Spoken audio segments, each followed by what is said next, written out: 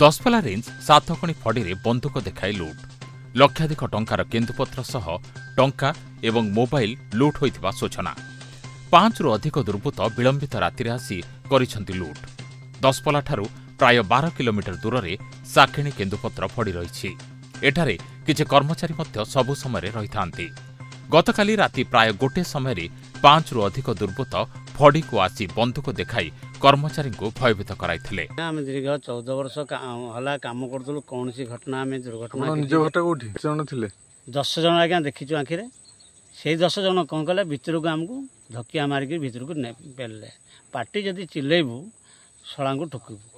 ଆମେ ଗଭର୍ଣ୍ଣମେଣ୍ଟ ଜିନିଷ ଚୋରି କରିବା ପାଇଁ ଆଇଛୁ, ଆପଣଙ୍କୁ କିଛି କରିବୁନି, ଚିଲେଇଲେ ମାରିଦେବୁ।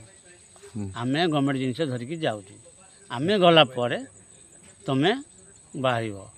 ଆଉ ମୋବାଇଲ ଫୋବାଇଲ ଆମର ସବୁ ଲୋଟିକି ଧରି ପକେଇଲେ। ଯାକୁ କେତେଟା ମୋବାଇଲ? 2ଟା ମୋବାଇଲ ଆଜ୍ଞା ଧରି ପଳେଇଲେ ବଡ଼ ମୋବାଇଲ।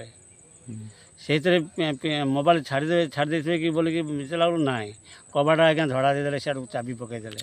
କ'ଣ କରୁ ଉପାୟ ଶୂନ୍ୟ। ଆମର ସେମିତି ଟଙ୍କା ଆମର 10,000, ପିଲାଙ୍କର କ'ଣ କିଛି ଯାହା 100-200 ପର୍ସରେ ରଖିଥିଲେ ସେଇଗୁଡ଼ାକ ବି ଧରି ପଳେଇଛନ୍ତି। କେନ୍ଦୁପତ୍ର କେତେ? କେନ୍ଦୁପତ୍ର 5 କୁଇଣ୍ଟାଲ। ତାପରେ କ'ଣ କରୁଛନ୍ତି, ସେ ଯେତିକି ହ୍ୟାଣ୍ଡ ବ୍ୟାଗ୍ର ଆମ ବ୍ୟାଗ୍ଟା ଫୋପାଡ଼ି ଦେଇଛନ୍ତି, ବାହାରି ପକାଇଦେଲେ। ସକାଳୁ ଆମେ ଆସିଲା ପରେ ଦେଖିଲୁ ଯେ ନା ଇଆଡ଼େ ଅଛି।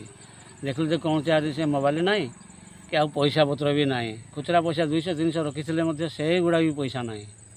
ଏମିତି ଆଜ୍ଞା ନେଲେ ନିରାଶ ହୋଇକି ହସ୍ତ ହୋଇକି ଅଛୁ। ଆଉ କର୍ମଚାରୀଙ୍କ 2ଟି ମୋବାଇଲ, ପାଖାପାଖି 10,000 ଟଙ୍କା ସହ 5 ଲକ୍ଷରୁ ଅଧିକ ଟଙ୍କାର କେନ୍ଦୁପତ୍ର ଲୁଟି ନେଇଛନ୍ତି। ସେମାନେ ଆଣିଥିବା ଗାଡ଼ିରେ କେନ୍ଦୁପତ୍ର ବନ୍ଧା ହୋଇ ରହିଥିବା ବସ୍ତାଗୁଡ଼ିକ ନେଇଯାଇଥିଲେ ବୋଲି କର୍ମଚାରୀମାନେ କହିଛନ୍ତି। ଦୁର୍ବୃତ୍ତମାନେ ସ୍ଥାନୀୟ ଭାଷା କହୁଥିବା ସେମାନେ କହିଥିଲେ। Bureau report, Gitanjali news.